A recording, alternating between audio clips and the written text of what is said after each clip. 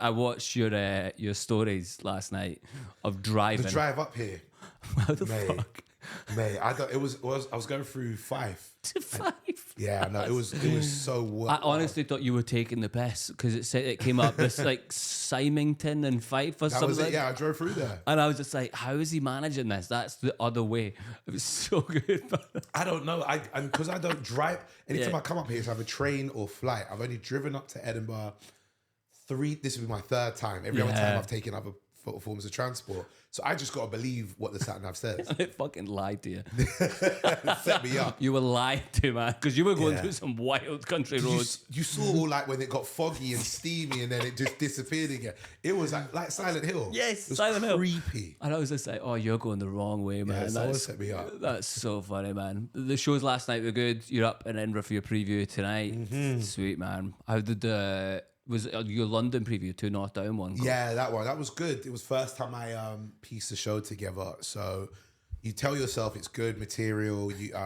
But I don't know how it's going to sound. Is there a story to it? Is there a theme? Yeah. I'm not trying to really stick to having a strong theme, but I think the nature of what's happened over the past year for me is my own theme and my own story. Right, so yeah. you talk about it from that angle. You don't do the whole jumping in with like how an Edinburgh Fringe would want your stories to be, all that kind of stuff. Yeah. Right? I'm not on that. But putting it together and doing the material, it made me realize, all right, so there is something here that you've got all your material down, you've pieced it together. Yeah. There is kind of a role there. There's some bits which were kind of new for me to try and do in terms of what my character's like that I am very much in belief of, but it's because I'm such a kind of dynamic, loud person on stage. Yeah. For me, it's like trying to bring them into this kind of story was very different for me, and it worked. Yeah, you always find it tough to, like, when you're just sitting writing, you don't have to remind yourself, I need to say it as the character. Do you know, I used to think that way. Yeah. I used to be the person who would be like, how would I sound when I'm on stage? Yeah. I mean, I'm 14 years in February? Class. No, in March, sorry. So you know who you are when you're on stage now without having to overthink who are you. Yeah. But also you know who you are when you're off stage, where you're writing the material down and you know how to deliver it as the person on stage. They're not that far dissimilar. Yeah. But when I'm on stage, I know that I'm just maybe a bit louder, a bit more fast speaking. So, but it's still me. It's still who so whatever I'm thinking about when I'm off stage, I write it as that. I just know how to deliver it a bit more funnier, a bit more dynamic on stage. Yeah, but I don't have to think about the character as such. It's just, is this who I am and this is what I believe? Yeah. Cool. Then talk about it, but just in a funnier way when you're on stage, but you're still being you, if that makes sense. Was there anything in the preview you kind of like, you went for and you're like, I can't believe that didn't fucking land? There's always stuff that people are just like, I thought for sure that was going to be a bit. Do you know what? I wouldn't say from the preview, they were really supportive on that. I think because they were very much, we know you're putting this all together. Right, okay. But it's a joke that I have, which landed really well in the preview, that I said, all right, I'm going to try this outside of it and see how it works. And outside of it, I realized it's only a joke to put on the tour. Right. That's where I realized this joke is good because you've got them for the hour and they're here listening to what you want to hear. Doing it in a club, maybe not as much. Because you're not doing it tonight at like Monkey Bar tonight. I'm not doing it at the club. Nah. It's not like, I'll tell you, it's basically talking about the hypocrisy of, I would say, how our government operate and the media. Yeah. And then it's like a string of events that happen that lead up to a punch, which is really unexpected based on where everything goes, because it's quite deep. Yeah. It's that whole lead up that everyone's kind of on a journey with. But when I did it in Nottingham, last weekend, I think it was just a bunch of lads drunk in the show and all sorts, and they ain't got the attention span. So the rest of the crowd found it like, oh, that was good, we like that. But the lads who are just drunk kind of ruined the momentum. Yeah, they give us more dick jokes. That's what they want. That's all they want. Or take the piss out of us for interrupting you. That's all they want, is to be attacked or to talk about sex. That's all they wanted to do. Yeah. And then there's me being serious about like elements of the hypocrisy. Like the media. Government. I never know. They're like, boo, shut the fuck up. That's it. Luckily, I don't have that demeanor where they feel they can. Yeah. I did the same show in Nottingham. There was 3 lads in the crowd. And it always blows my mind that people don't think like this. 3 of them, they were just talking. And then I went on to them. I say, what's going on? What are you lot talking about? And then like everyone's having a good time, but then you could see, it's when I see people doing like turning around. When the audience get distracted. Yeah, that's when I'm like, now I'm annoyed because you're not having a little whisper. These people are letting you know quietly. They're interrupting in us. a typical British fashion of like. Passive aggressively letting you know you're being too loud. I'm not saying anything, we're just going, and then facing forward again. But when I see the audience do that, I feel like I got to get onto the people that are distracting. I do that. It's these three guys. And I think I was talking about just, it's when like it just got really cold in like Nottingham. It went from like maybe 3 degrees to now it's -1. Right. So we're all like, we're chilly in here and stuff. And all I'd said was, it's getting a bit brisk out here. Have you not noticed the drop in temperature? And then these guys are talking. I go, hold on, lads, come on, calm it down. What are you lot talking about? And then this guy turns to me and he goes, I'm just saying that you're making me cold. And it was such a bad heckle. That's right? so shit. And I just, everyone looked at him and was like, ooh. And I went, no, let it die for a second. And we went silent, yeah? And I said, see, it's not easy, is it? Now, I'll tell you what, you thought you were being funny. I got like 5 minutes left. How about you come up here and take the mic, yeah? And I say, everyone, start clapping for him. He's going to come up here to show us that comedy is something that everybody can do or can't do. Yeah. He goes, no, I don't want to do it. And then I say, right, then shut the fuck up. Do me a favor, sit down, let me do my job, or leave out of this room and go suck your mother. That's it. That's all I said, right? That's not where I thought that was going. I thought you were doing a bit polite, but no, I was pissed off, innit? And I should have let it get on my nerves, innit? I wasn't going to be polite afterwards. It's like I was polite at the beginning, but then when you're not going to like come up when you're trying to be funny, I just thought, all right, you've tried, it didn't work, and I was a bit, shouldn't have responded that way. So good though. It's good now, but in the time, because as soon as I've said it, there's a part of me that's also ready for the retaliation, so I'm ready for the fight. They're not giving me any fight. Well, fucking course not, mate. You just don't suck his mother. But this is the thing. But remember, we think like this on stage, that we can throw it at you and so on. If I'm an audience member and I feel like someone said that to me and there's 3 of us, in my head I'm like, who is he talking to? You know what? After the show, we'll see whose mother's getting sucked right now. Do you know what I mean? But people don't think like that. These guys shut up the whole show. And I'm like, you know what? I'm thankful for that. Yeah. But this is where I doubled down like an idiot. Because you did more? Not on them. Right. Not during the time I was on stage. But afterwards, right? The exit at the club, it was just a tonic in Nottingham. Yeah. Because it's 2 shows back to back, they come in through one side, but they get them to go out the other side to exit. Yeah. The other side where they're coming out to exit is where the comedians are. So I'll come off the stage and I'm hearing the host. He says, all right, guys, thank you for a great show. Can everyone come out this way, please? And so on. And I'm by the door and jokingly, but kind of serious at the same time, I see the 3 guys at the other side of the room. I say, yeah, come outside this way, please. Come out this way. Let's have a quick conversation about how you think I make it cold. Come outside. Like, I don't know where this was coming from. Maybe I probably had an argument with my missus beforehand or something, and I'm just taking it out. You're coming fired up. This is it. But the thing that was so funny is I'm not a small guy. I can handle my own. Yeah. But there's 3 of you. In my eyes, I should have said that because if 3 of them go, all right, we'll come outside. Yeah, you're like, then I'm fucked. Yeah. Can somebody help? This is it. I'm going to get the other comics to jump in with me or something. And they'll be like, sorry, Aurie. This is it, yeah. And do you know, I would deserve that. But these guys were genuinely scared. And there's 3 of them. And I because you're one guy taking on 3 people. I know, and it's in their kind of head, a crazy thing. Fucking hell, he can take the 3 of us. Yeah. And I get that, but really and truly, it's a numbers game. If one guy taking on 3 people, even if one of them is nuts as well, just one of the 3, and the other 2 are not nuts, you're looking at one guy versus another potentially nuts guy, and 2 people to back you up. I can't handle them. But in that moment, I felt like Hercules. In that moment, I didn't care. You pissed off the people that were trying to watch the show around you. You were trying to be funny with me. You then didn't come on the stage when I said, come and show us that you could do this. I then told you to shut up. And then you did shut up, and I should have left it there. But the assholeness of me when I came off was so good. Yeah, it was funny. I did it in a way that I knew the crowd would find it funny because they saw me say what I said to these guys. And then more so, I'm here as well. Come outside. Let's have a convo. But if they were the wrong people, like if they were some of my friends, they'll be like, all right, we'll see you in a second. Yeah? All right, hold my bag. Yeah? All right, you got my... Yeah, we'll see you in a second. That's what my guys would have done. But they just stayed quiet. Yeah, and I shouldn't have done it, but I did. And what happened when they walked past you?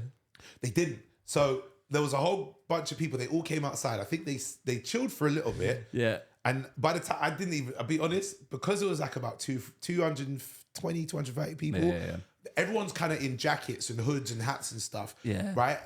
after a while, I remember seeing one of the guys, but the other two I couldn't recognize them because it was mainly the one I spoke to. Yeah. It got to a point where everyone's coming out and it's all like woolly coats and hoodies. It was a bit of a blur of where are they? What's going on? They had the hoods up. They're after, They yeah, had the a little bit, yeah, exactly that. I wasn't really intentionally looking for them, but even if they did kind of cross my paths, I would have still had that same energy with them. Yeah. But I didn't really, I think they hung back a little bit. We had to get out of the way so everyone can get out, and we had to kind of move to where the green room bit was on our side of that kind of auditorium.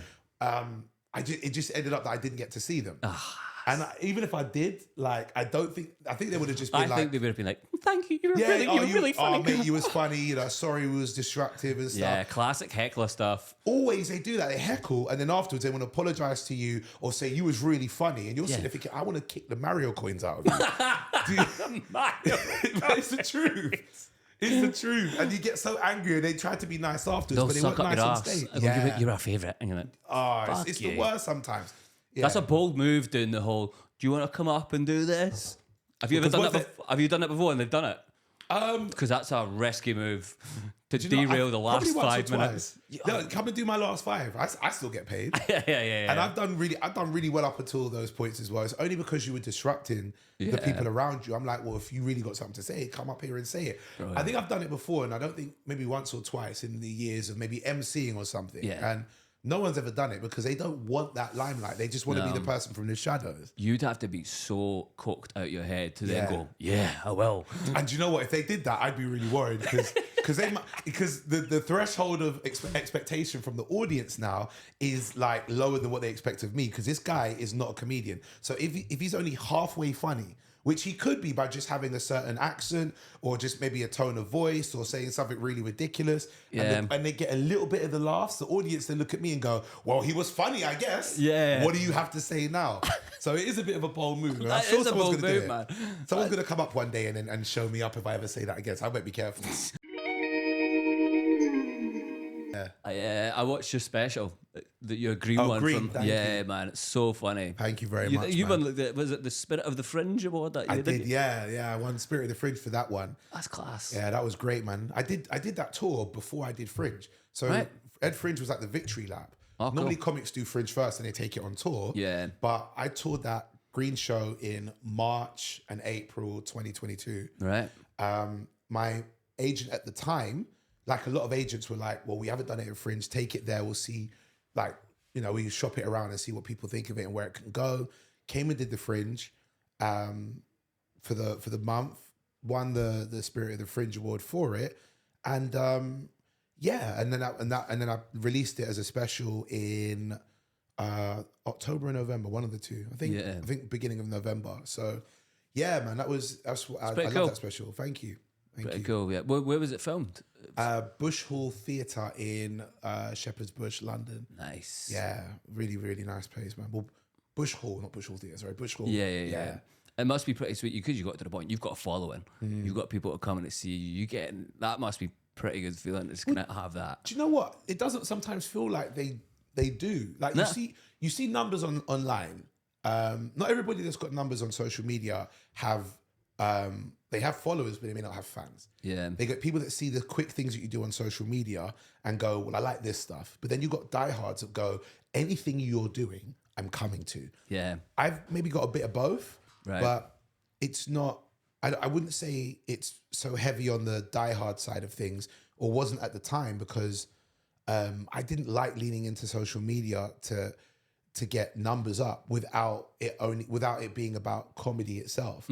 Some people do sketches, and I think that's great for getting the numbers up on socials. Yeah. But when it's sketches and then you try to sell the next product, which is come and see me live on stage. And you're not doing sketches. And you're not doing sketches on stage, you're doing comedy. Yeah. And better yet, people have to pay for that. Some people don't come. Yeah. So for me, during that time as well, I was kind of going through it with I mean, you saw in Green how it was a rocky time period for me, and I use that in the special. The people that I would say are my followers on like social media, you get a decent amount that do come out to the tour, but you still have to work for them to come out. Yeah. It's not like I just put on a show and then all of a sudden, boom, that's sold out. Like, it was months of trying to sell out that entire tour. Yeah. And the numbers of the shows were like, in terms of the capacity, was like 300s, 400 seaters. some of them down like maybe 150s, and I'm still grafting away to get those numbers Fucking sold. definitely, So, yeah. and like everybody, I've not said, not woe be unto me. It's like what everyone should do. Yeah. But where some people may look at the numbers and go, oh, you do well, you've got this amount of followers. It wasn't a quick conversion from them to coming out to see the show. Right, okay. But Yeah. you think that's probably the more you're doing, the more you're going to get them into that die hard bit. You're kind of going, Yeah. this guy's fucking brilliant. I'm coming to see everything. Do you know what? I recently, so I took a sabbatical from comedy. I took it beginning of this year, January. Yeah. January the 1st up until September the 8th. And I weren't posting anything. I maybe have posted one story here, one story there, a picture here and there. But Yeah. whereas I know that you got to be active and consistent for maybe like 5-6 days of the week and maybe one day off to keep your like social media going, I wasn't doing that. I just said I'm not going to do it. I maybe post up one clip once a month, but my whole focus was I need to figure out what I want to do. Yeah. I need to get my head straight with where I'm at mentally and emotionally. I need to figure out what in comedy do I want to be. And when I came back in September and then started to put up the stuff that I liked, the first thing I didn't do was care about who was liking the videos. Yeah. You put up your clip. If you like it, that's it. That's all that mattered. Then those people that like it will go, this is really good. And then you put up another one of what you like, and they like that. And you start to build your tribe from people that like the stuff you do. And it then becomes easier Right. for you to continue doing what you love without thinking, how do I just get the likes and attention? Whereas all you need is to do what you do, which you enjoy. And the people that also enjoy that then become the fans and followers. Yeah. Fast forward to what is now maybe 2 weeks ago. What were we, Saturday now? Yeah, yeah. So Saturday. about 2 weeks ago, I put up another clip recently of me talking about music that I love, which is reggae and dancehall. the dancehall one. Yeah. That's so my good. dad's a Such a good DJ. bit. Yeah, yeah. Thank you. I appreciate that. My dad's a DJ. I'm first generation British. Everyone above me is Yeah. straight from like Jamaica, Yeah. the Caribbean. So for me, I'm like, that's my culture. I talk about it. I put it up on Insta after I get the clip from Backyard. Again, I put it up because I liked it. All of a sudden, that blows up. So you got all of these people that are like coming to watch this video. And I'm like, that's only part one. I had 3 of them in the tuck. Yeah. Right? There was one that goes up, that sees millions of views of people that like what I'm doing there. Yeah. And I do another one that equally millions again. And then the third one, not millions, still a decent amount because it's kind of the third bit of that clip. Yeah. But it's a 3-parter of things that I like doing. So then those people that like what I'm doing and I like doing it Yeah. become more of the tribe that want to follow you. And I think that's the trick is if you stop trying to just do what you can for the numbers and the likes and you put out the bits that you like, it may be slow, but those people will start to come together to follow you and say, I'm going to stay loyal to the content you do because the content you do is what you want to do. Yeah. They become the fans that come out to your show. And it's probably a bit different than what everyone else is doing. Yeah. If everyone else is just trying to do like the quick, and there's no shade on any of them, but I Yeah. see a lot of people do the one where they're walking and talking to the camera, Yeah. right? Like Red does his one, Red Yeah, Richardson, the toxic one, Stay Toxic. He kills it on that. But he's very good at that, and that's very much, even though he's not a toxic person, he's very good at playing that character, and he was always good at that when he was on stage before. Yeah. So he does that, but then you see other people go, well, he's getting the likes for it. Let me do something similar. If you then do that, because you think that's what's going to get you the likes, but it's not who you are. Yeah. It's going to take away from when you do sell who you are, which is the comedian that does this material on stage. So that's why I think if you find what your lane is, or just be who you are, put that in your content, post it up. Even if you don't think it's the funniest thing that you have done, the people that like you see the authenticity, then after a while, they become the followers, that become the fans, that become the diehards that go anytime he does a tour, anytime he puts out a special, anytime he's got merch, I'm supporting. Yeah, I'm in. I'm in straight away just because I Yeah. like him, as opposed to that clip was funny and went viral. Yeah. How much did you enjoy that break from social media? How much did you just Oh, go, it was beautiful. Yeah. It was amazing. So you saw Green. Green was very much me talking about 2021 coming out at the back end of COVID. 2022, getting my head a lot more straight and tidy. I moved out of London. I I always was pro therapy, but I really took it serious, as in religiously every Monday I go and I also do the work that's needed. I was coming out of a relationship that was rocky. I was also financial problems as well, big time. Right. I'll tell you that in a sec as well. But We'll come back to that. We'll come back to that bit. But the whole culmination of all of that was like, did Green. I put in so much time and effort to get I can done. tell that, man. It was a lot. Didn't really see much from it because it's all on my back that I'm doing all the work, and it's months of me doing the work. And it felt good to produce a special that's mine and it's out there, but you don't, all the touring, people think it's a lot of money. It isn't always a lot of money at all. Yeah. Unless you're on a big scale, like some of the bigger names, theaters and arenas. Like a Jimmy Cars of the world. Yeah. They can see like a tour, like money from a tour for a year, and then sit down and for another year and just relax if they want to. But for us, we still got a graft. And I mean, I love the graft, but it's not comfortable sometimes to do that and then go, all right, I've done my tour. What can I do? I can take 3 days off. I now got to get back to the clubs and pay my bills. Get to all through 2022, get to the end of it. I'm like, I'm still in a bad place. Not necessarily mentally. I'm a lot better mentally at this time, but I'm still thinking, where am I going in comedy? What am I doing? Don't like this. I get to 2023. I went to, so end of 2022, like right at the end of it, started seeing someone new. Like, but she's international, so it's not from here, so it's over abroad. I'm having to also think and weigh up. I mean, this right now is early stages. We don't know what this is, but if it does become something like bigger and better in 2023, does that mean I'm like having to look at me moving over to America, or is she coming over here? What does that look like? What does my career look like as well? Because I've been in here long enough to feel like I should be doing more, but I don't sometimes feel like it's coming my way. Yeah. All my peers are like really successful and I'm giving them rounds of applause. But in the back of my mind, I'm like, but when am I gonna, God, when is it gonna be me? Because right now I'm suffering and struggling and stuff and all this work I'm putting in. So I took 2023 off and I said, I'm gonna stop doing the whole chasing, like chasing the rabbit that I'm never gonna catch. I'm gonna stop.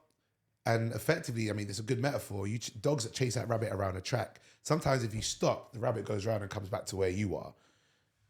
If you stop and figure out what is it I want to do, rather than looking at what I'm not going to get, let me just focus. And I started traveling. I started doing comedy abroad a lot more, off my own dollar, still scrimping and scraping. I was taking a few club gigs, but not promoting anything big and not trying to say, come and follow me, I've got all this going on. I just was go on stage, do what I love, keep the muscles stretched. So when I do come back, I'm good. And my idea was to take off the whole of 2022 and come back 2023. Get to like April, did some cruises, allowed me to travel and do comedy on abroad as well. Get to, I think it was April. This is 2 months after I've gone with a new management company. I'm with Ebden now. Yeah. And there's no shade to any management that I've had before, but I needed that shift as well. I mean, great person I was with before, but just not great for me. Going with who I am now was fantastic for me. And all of a sudden it's like, all right, Soho Theatre go, we got some dates. Would you like them? I'm like, okay, I'll take them, but I haven't written anything new. I'm just working that's a lie. I haven't written a whole new hour. Right, yeah. I'm working off the back of Green and writing new bits just because I'm trying to ideally coast and relax and take some time from thinking what's next. But then I do a show there and I call it Greener. As I'm doing the show Greener, I'm writing it together and it's now that midway point of what I said at the end of Green, where I'm going to do what I can to stay as green as I can. I do Greener, which is me then holding myself accountable. For have I done it? It's a year down from Green. Have I now kept up with what my promise was to myself and everybody in terms of, am I working on myself? Am I in a better place? Am I mentally in a better place? Am I really figuring out what I want to do in comedy? Am I happier? And I actually assessed myself and I said, you know what? I am actually happier. So in my eyes, taking the break is a bonus. During this time as well, of me writing Greener, I'm on Babatunde's tour, Babatunde Aleshe's tour. Yeah. So he's obviously come off the back of I'm a Celebrity, tour blows up. So I'm only doing the first leg. But as I'm doing the first leg, because this tour's run by Live Nation, shout out to Charlie Bass. She would come down to the shows. I've known Charlie from before. We've met before, but more in a casual setting of like she's somebody who works for Live Nation. And from that kind of environment. And she's seen my comedy before. When I'm doing this tour, she comes up to me and goes, when are you planning your next tour? And at the time, I was looking at maybe planning one for 2024, thinking, what do I do? How will I look at this? Doing it the way I normally do. I've always booked my own tours. Yeah. Right? The one I'm doing next year is my 5th one. The four before it, all off my back, under my company. I'm the one who calls the venues. Yeah. I front the tour, all of that stuff. Any money that's gone and lost is coming out of my pocket. Any money that's gained goes back into mine. It's not big money, but it's my control. It's my baby. Yeah, that's a good thing. I have the control, yeah. This is it. But I'm tired of having to do that so much now. Right. Okay. Yeah, I was going to say that sounds fucking stressful, exhausting. Because you got to do all of that. Every day you're checking ticket sales and it's horrible. You got to do all of that. But then she hits me and goes, would you be comfortable with potentially Live Nation doing this tour for you? And I said, I'd look into it. Yeah, cool. She puts together a pitch and she shows me how many dates it is. They're like, well, based on your previous tours, based on your numbers, we think you can get for you. How about we do this? And it's like 29 dates. I'm like, of any tour that I've done, the most I've done is 15. That's more than what I've been able to put together. Yeah. And I'm like, so what's the benefit? Obviously with them, they do all the tour bits and they take all the work away from you. And are they probably selling it to you? Are they going, don't worry, we can take care of the good bits? She didn't have to. Yeah. Because luckily, doing my own tours, I know you knew all the shit. I know everything that's needed. And then all I need to know is, what am I going to need to do this? Yeah. Just turn up on the night. Do your show. They obviously, all promotion companies take their cut. But for me, what was good is, not to get into too heavy of the logistics of it, but if I've just done Bubba's tour and he's done really well and they recognize me for doing the first leg, all those people that came there and was like, we want to see you, they can go, well, if Aurie's on tour, come and see him kind of thing. Same thing happened, I guess, with Bubba when he did Mo's tour. Because Bubba was on there and he was telling me loads of people were like, I saw you do Mo's tour. I saw your tour got announced. I want to come. So it's playing the game in that sense, which is good. So I agreed to do it. And they looked at the dates. It was starting from February 2024, which means now my year off has got to get cut short. I can't just start January writing a show. So I cut the sabbatical short, finished in September. And then I just said, all right, we're writing this new tour. We're doing previews. I did 2 months of just getting my head around everything. Previews start in November. Getting everything together. Pushing to sell tickets. Having the optics back online again. But that 8 months was just so peaceful. And all of my close friends are like, they see when I'm on stage now that you seem happy now. Because before I'd be on stage and I'd be going through the motions of being funny, but then I'd also be going through the motions of just getting through, where I can smile a little bit, but as soon as I'm off the stage, it drops. I'm going home. I don't want to take no pictures. I'm just not in the right headspace. That was 2022. 2023, they can see me getting better and better. And now there's like a genuine love for it again. I never lost love for comedy. I lost myself in it. That sabbatical was so needed. I encourage anyone to take it and never worry about like not chasing the rabbit and thinking, oh, if I don't chase it, I'm not going to catch it. Because like I said, if you stop on a racetrack, rabbit's going to come round to you. I'll be honest, mate, that's the wisest thing anyone's ever said on this podcast. Oh, I'm glad. When you see me like the rabbit come round, that was like, fucking hell. It really does. I need to write that down if it's not recorded. No, I mean, it's that you definitely got that down, yeah? You can click that up. We got that. If you We're want. clipping that. Perfect, man. Right, we'll look back, put the financial stuff. We'll come into that. So this is the interesting thing.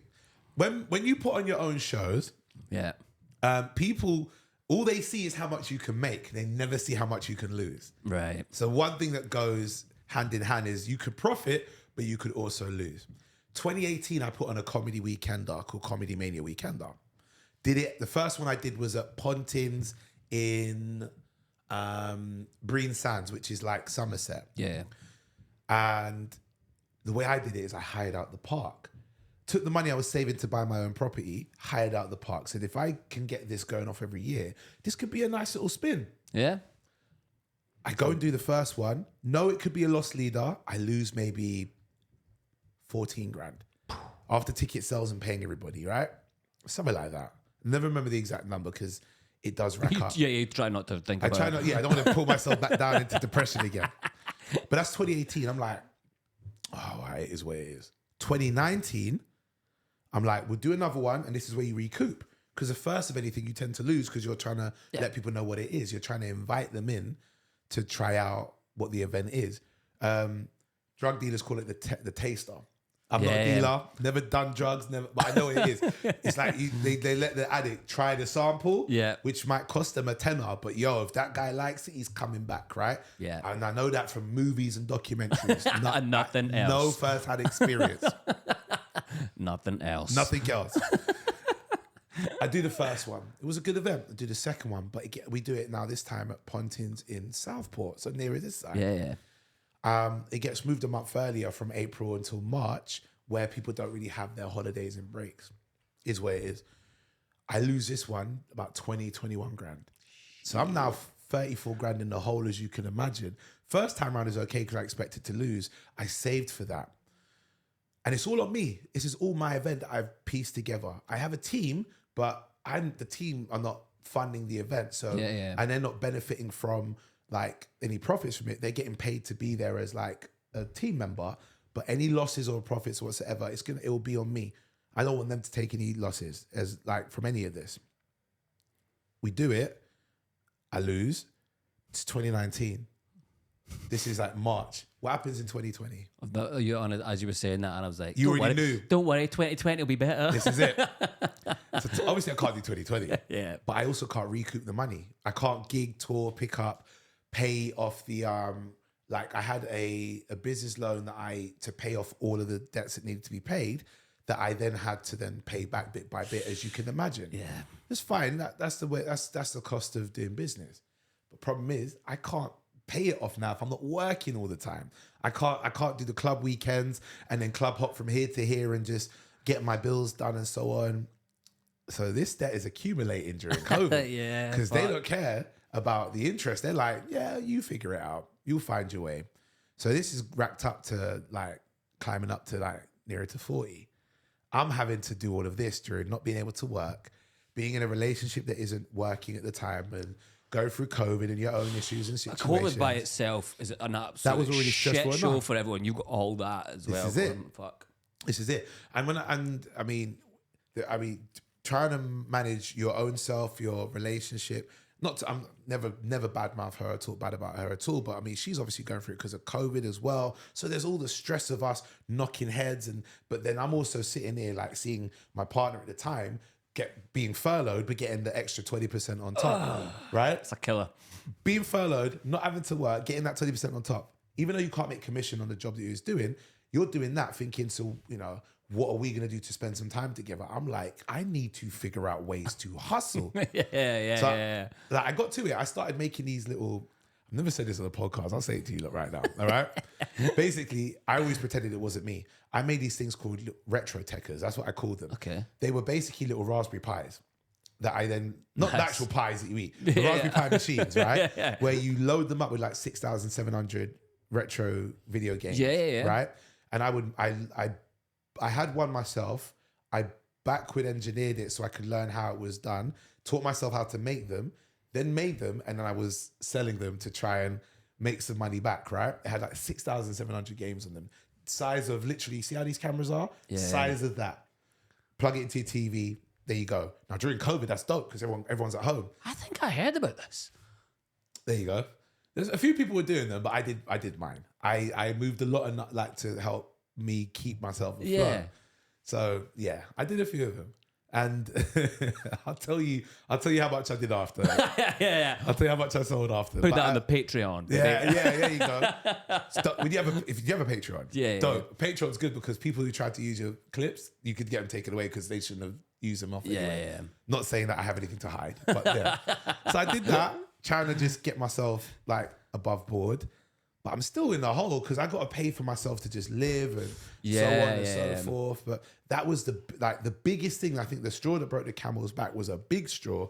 Was whilst all of this was going on, was just knowing I still had to pay these bills, these debts. I can't afford to get like behind on them because I want to buy a house. So I can't get a CCJ or anything like that coming to my door. Yeah. Like some people would eat that and just say, I don't care, I'm letting it go to the courts because of the situation. No. I'm not letting that happen. I've got a business to try and keep running. I got my, I've got the want to buy a house after COVID and so on and so forth. So it was just stress keeping it all going.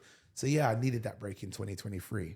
I know you thinking will you try the festival, the kind of Pontins thing again? Never again. You could, not a gunpoint. There's two things you couldn't get me to do.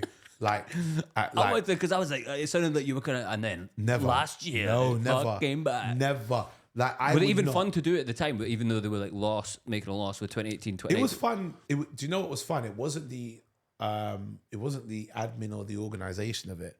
Piecing it together is cool, but it wasn't like that. Wasn't the fun bit. Fun bit is when you're there and you see everybody having a good time. We had pool parties. We had the DJs having a great time. People dressing up like pajama parties. When you had like 100, 200 people dressed up in pajama party outfits and it's your event. Yeah. And you're like, these guys actually really did come and do this. It's nice to see that happen. Yeah. But whilst it was a good event, it has its ups and downs. Like on the second one, the coach that was supposed to go from London to Southport that we had ordered, people ordered a coach. They got on it. The driver was a mess. Like we told them on the coach, I gave each coach like 6 or 7 bottles of rum and loads of cups. So we just told everybody, bring your chasers, we're loading up the rum. Right? This sounds fun, innit? You got 40 people, 40 bottles of rum. That means you get at least 1 or 2 drinks out of that just on us. That's a nice little vibe to set the journey off. Yeah. Other people probably bought their own drinks. I also made it that each coach had like a mix. It had a USB that plugged into the front. So the music that we had on there, loads and loads of just tunes that I know they would like. Yeah. Some of the coaches, they did good. From Birmingham, I think that coach was cool. They got there in time. But the one from London, the lady who was driving the coach just was not having any of that. Was like, can't do it, not happening. No drink, no nothing. Oh, that's the worst. I'm like, but I spoke to your manager and they said it'll be okay. No, not on my coach. We can't do that. No music either. It's too distracting for me as well. So they had like a journey where it was like everyone that. just sitting like.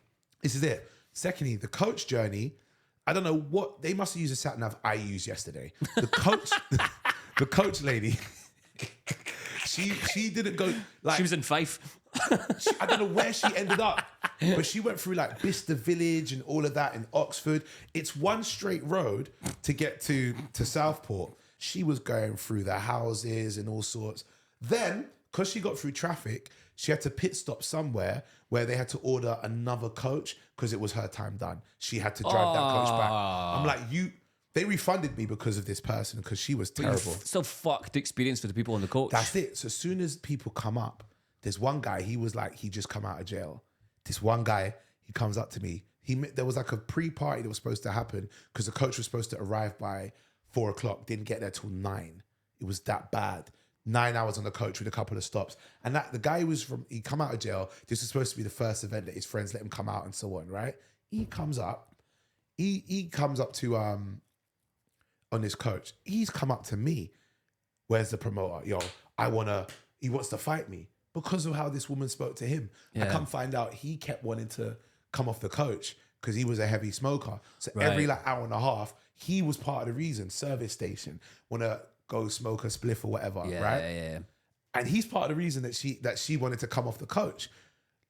I'm like, but I can't tell him this because he's now giving the energy I gave to the guys in Nottingham.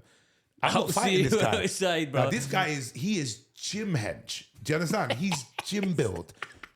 That gym build is different because they lift weights that is not accurately the size because they've been chipped out and used to smash someone else's head in. They're not the exact same size as what it is. So when they say I bench 100, it might be 120. Yeah. But they just go, just put 2 plates on there.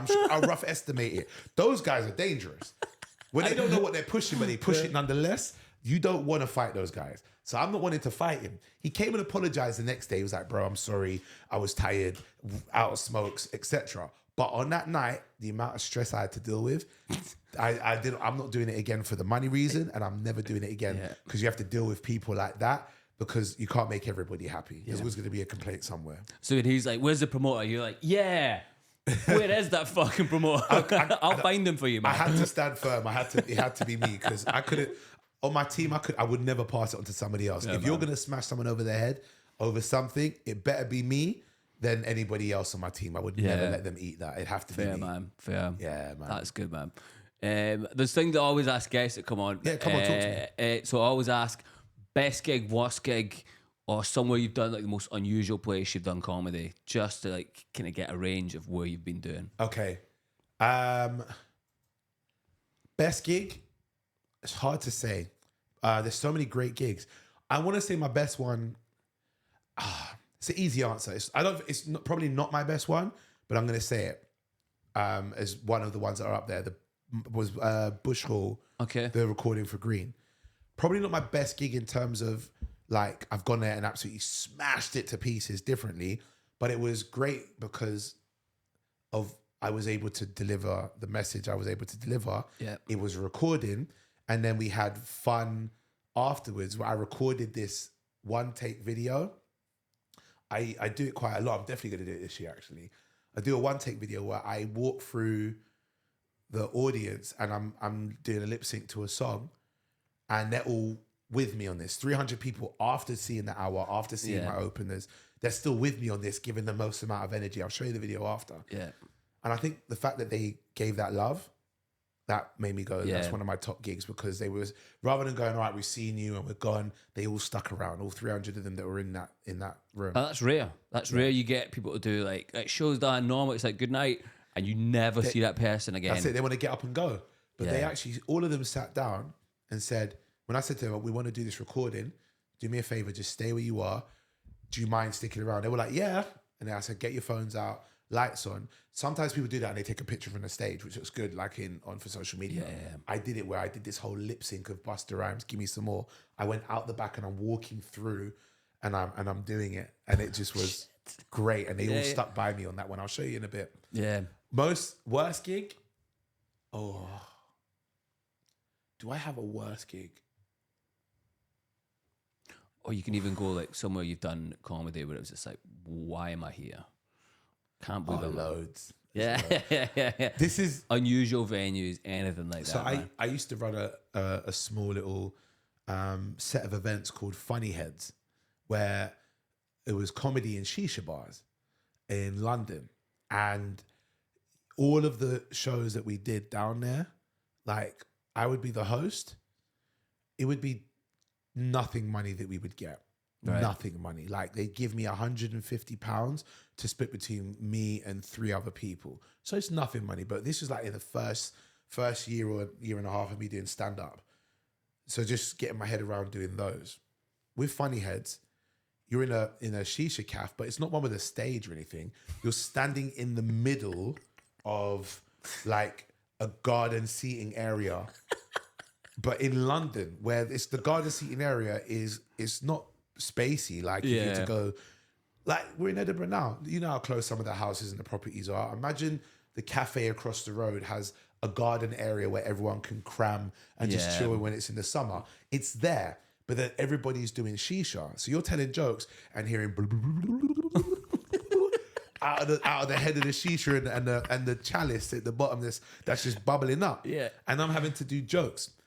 There's no speaker or proper one, so they get like a guitar amp and they just have that sat next to you, and you've got a mic to try and make that amp work loud enough. And there's no standing here. Everyone is sitting all around you. Just smoke in the air. This is it. All the like flavored smoke too. So it just everything's all fruity around you. Cherry flavored and watermelon and stuff. They are the most dealing with the people that did those shows, not the audience. I'll never blame the audience for anything, but the organizers, they were the worst people to ever do comedy for, or to do like put on a comedy show in for. But cutting your teeth at those places make you Teflon. The harder the gig is, the better you are when it's easy. I'm thankful for them, but they are the worst gigs going. And it's funny, in those early years, you'll go, of course I'll do that. Yeah. Oh, mate. I remember one night, it was me. It was supposed to be 3 of us. I host, and then it was 4 of us. It's supposed to be, but one dropped out, so there's only 3 in the end. It was me, Jamali Maddox, Mikey Barge. It's like 2010, early 2011. We did this one shisha calf, bottom of Church Road in northwest London. Now I'm from northwest London, so I know what the environment's going to be like. Yeah. Church Road's got a reputation, yeah, stiff reputation. And I'm in there, right? And predominantly the community that are there are all of them predominantly East African, so Eritrean, Ethiopian, Somaliland. That's the community that are there. I'm like doing comedy in this room, and you get some of them telling us what jokes they want to hear because they themselves are East African. Right. So they're like, talk about Africa. Like, we don't do requests at this gig, mate. This is not how this works. And then Jamali goes on and they try and do the same for him. Jamali was the same as he is now, right? Like, stand firm. I believe this is what I'm doing, right? So when they're trying to talk to him, he's like, with cigarette in hand as he always does. Well, he doesn't smoke now. He's all vaping it, but when he was cigarette back then, talk about this. He's like, nah, I don't think I want to. He's like that kind of person. I love Jamali, man. That's so good. And we're doing all these gigs and so on. Mikey Barge, he doesn't do comedy anymore, but he was like, he'd be very much the person he was just kind of want to please the crowd and stuff, but it doesn't work with that crowd. That's where I learned. Sometimes it's not. If they ask for jokes about Africa, you fucking give them it. There you go. Or it's a boxing match to like, you got to hit them hard enough to show them, I ain't doing what you told me. Yeah, punch them up verbally so they know, like, not to mess with you. That's like a friend show just turning up, right? We'll tell you the jokes, we'll tell you the topics, and you do them. But those are them. I love that crowd, man, because they make you work at that time, but they are not like the show itself. Nah. Those would be the weirdest ones, and some of the worst gigs would be those ones. I mean, that's hard to beat, man. That's hard to beat. The two last things before we go, man. Sure. I always get guests to suggest someone else, like suggest a guest coming on the podcast, someone that you find funny, and I'll try and get them on the podcast. That you haven't had? That I haven't had. So anyone that you like, you're going to go, I love them. I'll try and get them on. Man. Who would be great to get on the podcast? Do you know how bad this is? If I say one name, then there's going to be 50 other names. Why you didn't say me? Like, I'm going to cheat. I'm going to go, who's the last comedian? Comedian, right? Yeah. Who's the last comedian I spoke to on the phone? That's my way of cheating now. So if I didn't speak to you, that's your fault.